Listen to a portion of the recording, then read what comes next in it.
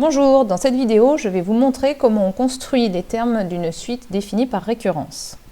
Nous allons construire les termes de la suite des UN définis ainsi. U0 vaut 0,5 et UN plus 1 est égal à 2 racines de UN. Cette suite est définie à l'aide d'une autre fonction. UN plus 1 est une fonction de UN. La fonction f, pour la trouver, comme dans les parenthèses, je vais écrire un x. À la place de tous les UN dans cette formule, je vais écrire des x. Ici, c'est déjà fait, il est arrivé là. Et ensuite, il y a ce morceau-là, dans lequel je vais remplacer le UN par un x. Ça nous fait la fonction 2 racines de x.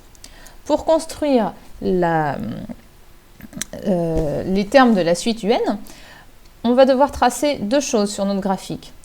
Nous allons tracer la courbe de la fonction f, qui est 2 racines de x, et nous allons tracer la courbe de la droite d'équation y égale x. Pour construire les termes de la suite UN, la première étape consiste à placer U0 sur l'axe des abscisses. Vous allez voir qu'on va avoir les termes de la suite d'une part sur l'axe des abscisses ici, d'autre part sur l'axe des ordonnées. C'est pour ça qu'ici on a écrit UN plus 1 et là UN. Et tous les points de la suite qui vont apparaître dans le repère auront pour coordonnées UN, UN plus 1. Donc on est parti. Première étape, on place U0 sur l'axe des abscisses. Deuxième étape, on va aller chercher U1. U1 est l'image de U0 par la fonction f. Donc on va aller chercher, à l'aide de la courbe, l'image de U0. C'est ici. On va écrire tout de suite U1. Il faut ensuite ramener U1 sur l'axe des abscisses pour pouvoir recommencer l'opération que nous venons de faire. On utilise pour cela la droite d'équation y égale x, puisque les points de cette droite ont la même abscisse que leur ordonnée. Voilà, c'est fait. Nous avons à nouveau U1 ici. Alors, allez savoir pourquoi ça a disparu. Une fois qu'on a fait ça, on peut recommencer pour aller chercher U2 avec exactement le même procédé. On part de U1 qui est sur l'axe des abscisses, on remonte jusqu'à la courbe pour aller chercher U2. En ordonnée, on aura U2.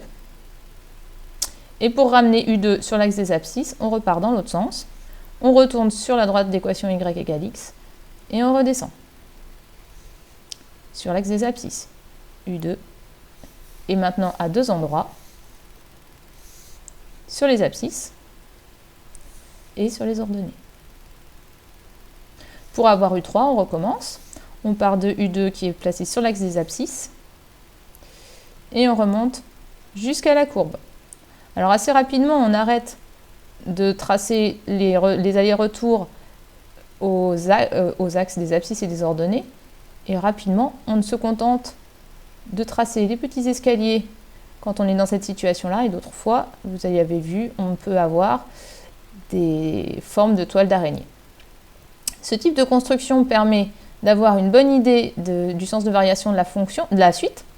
Ici, on voit que les termes UN sont croissants et passeront leur temps à augmenter.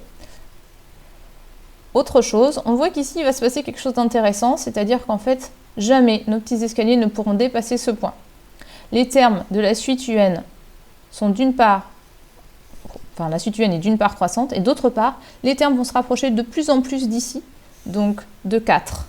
On voit 4 sur l'axe des abscisses comme sur l'axe des ordonnées.